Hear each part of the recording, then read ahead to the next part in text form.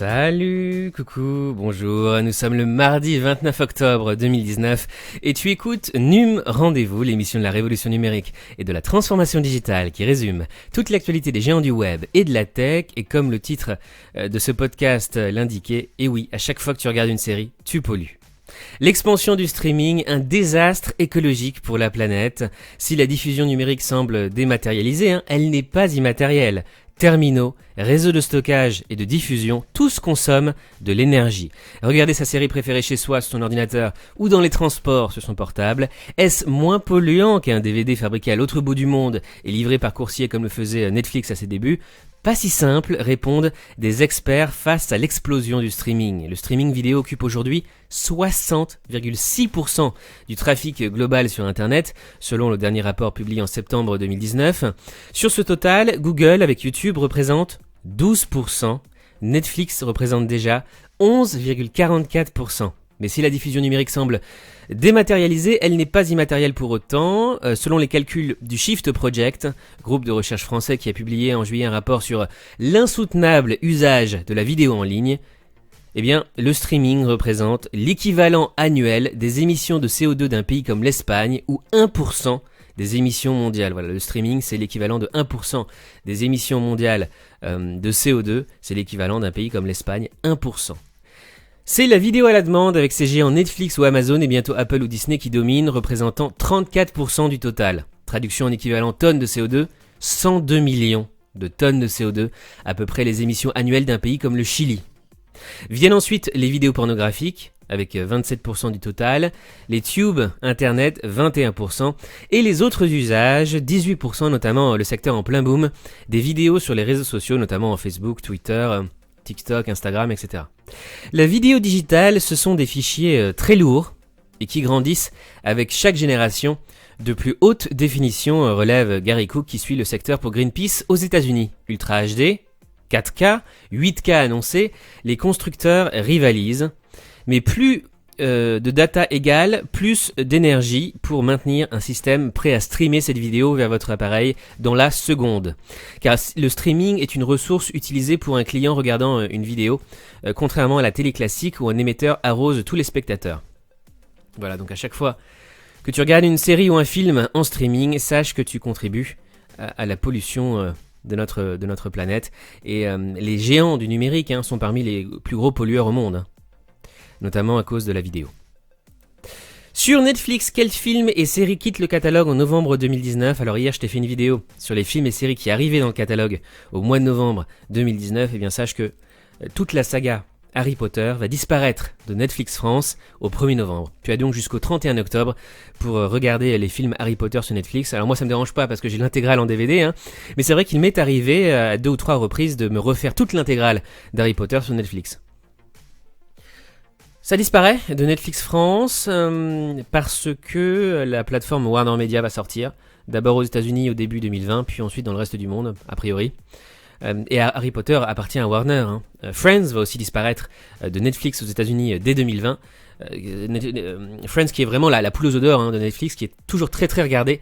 Et donc Netflix va perdre Friends aux États-Unis l'année prochaine à cause de Warner Media qui va sortir HBO Max, sa nouvelle plateforme de streaming avec notamment l'intégrale de Game of Thrones, Harry Potter et Friends qui seront disponibles sur HBO Max par Warner Media. Donc Friends pourrait aussi peut-être disparaître de Netflix France, ça dépendra de la date de sortie de HBO Max en France. Il y a aussi Dragon Ball Z, Résurrection F qui va disparaître du catalogue, American Poltergeist 1 et 2, Snowpiercer, Frida, Lara Croft Tomb Raider, Sleeping Beauty, La vie d'un autre, Palais Royal, Le nouveau stagiaire, Les Mignons, Slumdog Millionnaire, La Dame de Fer, The Duchess, 127 Hours, Into the Wild, LOL, Savages, La famille Adams, Odette tout le monde, voilà, tous ces films qui vont donc disparaître du catalogue de Netflix en novembre. Inside Man, Out of Africa, Miami Vice, Kung Fu Panda 2. Voilà. Tu retrouves évidemment tous les articles mentionnés dans ce podcast dans la description de cette vidéo sur YouTube. Les 10 tendances technologiques de 2020 selon Gartner, c'est un article qui va probablement plaire aux professionnels qui m'écoutent et ils sont nombreux. Alors selon Gartner, voici les 10 prochaines tendances technologiques. Hyper-automation, l'intelligence artificielle et le machine learning vont permettre d'automatiser de plus en plus de tâches dans des domaines qui requièrent normalement Une caution humaine, notamment les tâches répétitives et qu'on peut prévoir. Multi-expérience. La multi-expérience sera la combinaison de l'utilisation des technologies AR, donc ça veut dire réalité augmentée et VR, réalité virtuelle, afin de créer des expériences totalement immersives. Démocratisation. Dans les années à venir, il y aura une démocratisation des technologies. Celles-ci seront plus accessibles et moins coûteuses, notamment les robots et l'IA. Human Augmentation. L'humain augmenté utilisera la technologie pour augmenter ses capacités physiques ou cognitives. Les augmentations seront principalement physiques au début, afin notamment d'améliorer la productivité des travailleurs. Transparence et traçabilité. Ça, c'est un sujet qui est très important pour moi, si vous écoutez mes émissions. La technologie crée une crise de la confiance. Dans les années à venir, les consommateurs seront de plus en plus méfiants sur les usages de leurs données. Les organisations seront donc de plus en plus vigilantes sur la collecte et l'utilisation des données personnelles. Empowered Edge. L'Empowered Edge est l'augmentation du nombre de devices, d'appareils, utilisés pour que l'information soit au plus proche afin de réduire la latence. Autre tendance, Distributed Cloud, objets autonomes, Practical Blockchain, AI Security. Je vais te mettre évidemment le lien dans la description de cette vidéo et puis aussi le rapport intégral de Gartner en anglais. D'ailleurs, en parlant de protection des données, les marques n'ont plus le droit à l'erreur. Selon une étude mondiale, la grande majorité des consommateurs tiennent les entreprises responsables en toutes circonstances de la protection de leurs données. Et en cas de défaillance, la sanction est immédiate. 81% des consommateurs stopperaient toute relation avec une marque sur le web à la suite d'un piratage de données. Dans le reste de l'actualité, on va parler des GAFAM, Google, Apple, Facebook, Amazon, Microsoft. Facebook travaille sur une technologie d'altération live des vidéos pour tromper la reconnaissance faciale. Facebook veut pouvoir tromper la reconnaissance faciale en changeant le visage des personnes présentes sur les vidéos. Facebook a créé une IA capable de tromper la reconnaissance faciale. Le Facebook AI Research, le laboratoire de recherche sur l'intelligence artificielle de Facebook, espère pouvoir lutter contre les deepfakes. Avec le développement de cette nouvelle intelligence artificielle, capable de tromper la reconnaissance faciale, Facebook espère pouvoir lutter contre les deepfakes grâce à une technique de machine learning. Le système fonctionne même sur les vidéos en direct.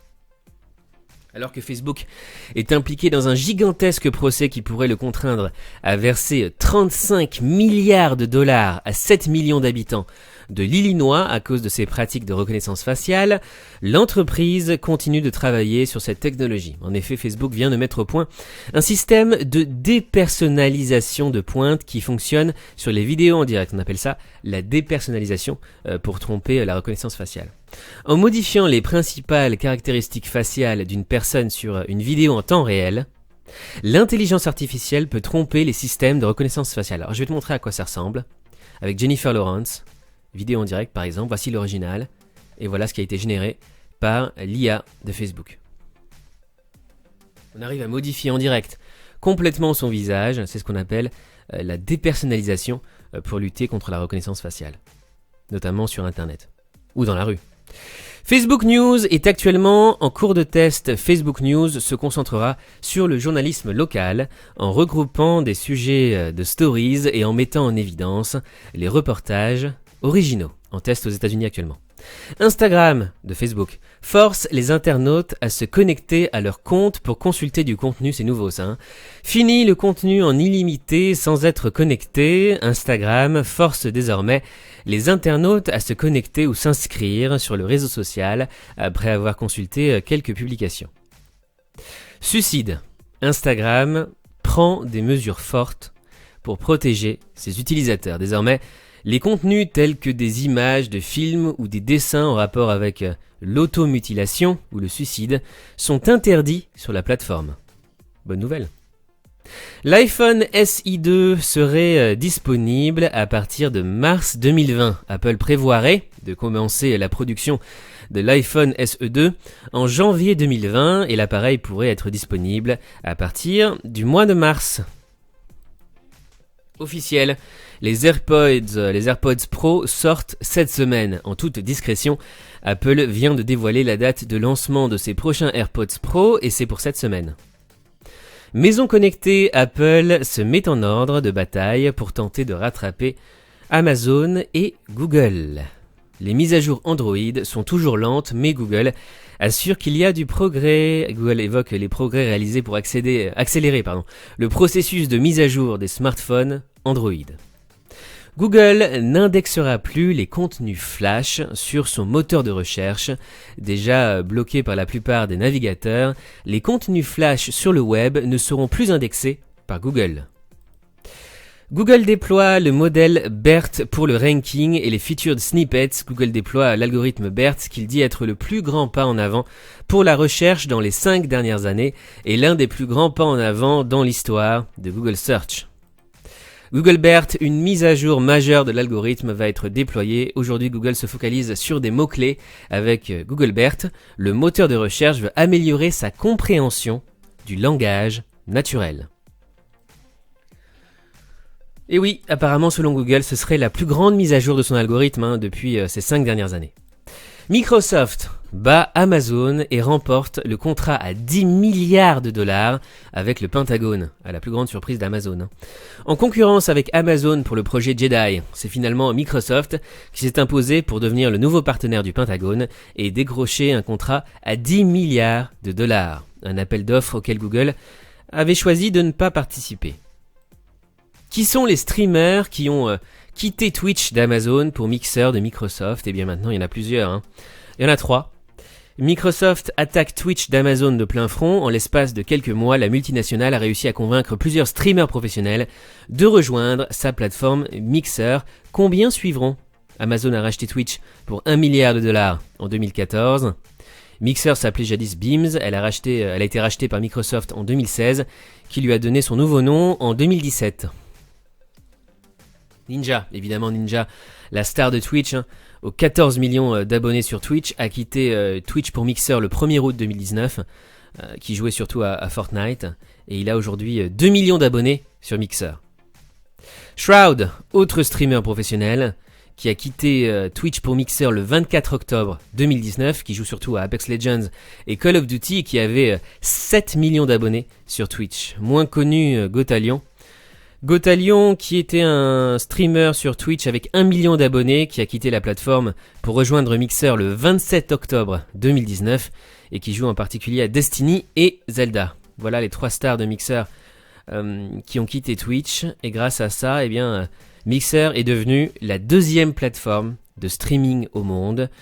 Première plateforme évidemment toujours Twitch, et puis ensuite Mixer qui est passé devant YouTube Gaming pour le streaming de jeux vidéo. Uber s'inspire d'Airbnb pour renforcer son offre foodtech. Uber Eats s'inspire d'Airbnb pour engranger d'autres revenus que la livraison à domicile. Uber Eats diversifie son offre et ses revenus avec Uber Moments qui proposera des cours de cuisine aux utilisateurs, comme le fait Airbnb par exemple. SpaceX insiste, l'entreprise pense pouvoir se poser sur la Lune en 2021. Le calendrier est ambitieux mais maintenu par SpaceX. L'entreprise vise un alunissage en 2021. Autre news tech du jour, aux États-Unis, les 3 principaux opérateurs adoptent la technologie qui va remplacer les SMS. Si t'es pas au courant, ça s'appelle le RCS. Les 3 principaux opérateurs américains, Sprint, T-Mobile et AT&T, vont adopter le RCS en 2020. Il s'agit d'une nouvelle messagerie comparable à iMessage d'Apple, qui est destinée à remplacer les SMS. Comparable à iMessage sur iPhone, la technologie RCS est destinée à remplacer les SMS traditionnels, et Google, via son application message d'Android, fait partie des entreprises qui misent beaucoup sur celle-ci. BBC News se décline sur le dark web pour contourner la censure. Les sites en langue arabe, en persan ou en russe seront également disponibles via Tor, pas l'édition nationale de la chaîne publique britannique. Le site d'information BBC News débarque sur le dark web, a officiellement annoncé le média le 23 octobre. Pour le site d'information britannique à vocation internationale, c'est le plus sûr moyen pour contourner la censure, notamment en Chine. En novembre 2017, le New York Times avait lancé aussi une version expérimentale du quotidien sur le réseau anonyme. L'objectif avoué contourner la censure chinoise qui a interdit le prestigieux journal, le New York Times, en 2012. L'Australie propose de scanner les visages pour contrôler l'accès au porno. C'est encore pire que le gouvernement britannique. Le pays souhaite utiliser ce système pour empêcher les mineurs de visiter les sites pornographiques. Est-ce que toi, tu accepterais qu'on scanne ton visage pour accéder à Pornhub ? Une intelligence artificielle signée Nvidia essaye de donner le sourire à vos animaux préférés, tantôt pertinente, tantôt à côté de la plaque. L'intelligence artificielle de Nvidia greffe une fois sur deux un rictus creepy à de pauvres bêtes pour redonner le sourire aux chiens.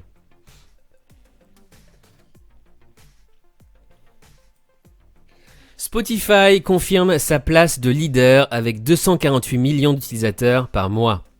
Spotify présente de bons résultats pour ce troisième trimestre avec des chiffres meilleurs que les estimations de Wall Street. Spotify est loin devant son concurrent Apple Music. Au trimestre précédent, Spotify comptabilisait 232 millions d'utilisateurs, dont 108 millions d'utilisateurs payants. Fin septembre, Spotify, c'est 248 millions d'utilisateurs actifs par mois, dont 113 millions d'abonnés payants, un chiffre en hausse de 31% par rapport à 2018. Les abonnements étudiants et familles ont porté cette hausse. Chine.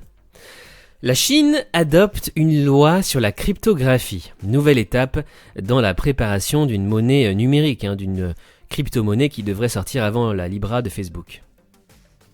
La Chine vient d'adopter une nouvelle loi sur la cryptographie. Les législateurs ont approuvé cette loi à Beijing le 26 octobre 2019 lors de la réunion de clôture du comité permanent de l'Assemblée populaire nationale. Celle-ci devrait permettre de faciliter le développement des activités de la cryptographie et la sécurité du cyberespace selon le comité de la Constitution et du droit de la CPN d'après l'agence de presse officielle Xinhua. TikTok prend les devants sur le harcèlement pour garder à tout prix l'image d'un réseau bienveillant. TikTok promet à ses 500 millions d'utilisateurs d'être un environnement positif à l'abri des trolls et des haters qui sévissent sur les autres réseaux sociaux. Jack Ma, le cofondateur d'Alibaba, veut apprendre aux enfants comment devenir plus humains. Avant de faire fortune avec Alibaba, le milliardaire était prof d'anglais. Des milliers de distributeurs connectés de nourriture pour animaux de Xiaomi, facilement piratables. Une chercheuse en sécurité a décelé des vulnérabilités dans l'API et le firmware du distributeur connecté de nourriture pour animaux Fairytale de Xiaomi, de quoi permettre à un pirate de créer un botnet. Et News France, enfin, showroom privé encore en recul pour le troisième trimestre 2019. Le spécialiste de la vente événementielle annonce un chiffre d'affaires en repli de 5,6% à 427 millions d'euros pour le troisième trimestre de l'année. Et comme j'en ai déjà parlé hier, Welcome to the Jungle, le site de recrutement, a levé 20 millions d'euros pour conquérir l'Europe. C'est tout pour aujourd'hui, merci d'avoir écouté Num Rendez-vous. Si tu apprécies mes vidéos, n'oublie pas de laisser un pouce en l'air, de liker cette vidéo sur YouTube. Tu peux aussi me suivre sur Twitter, j'ai 2 comptes Twitter, un en français, NumRDV, et un en anglais. TechRDV, c'est tout pour aujourd'hui, on se retrouve demain. Et d'ici là, je te souhaite une très très belle journée. À bientôt, salut.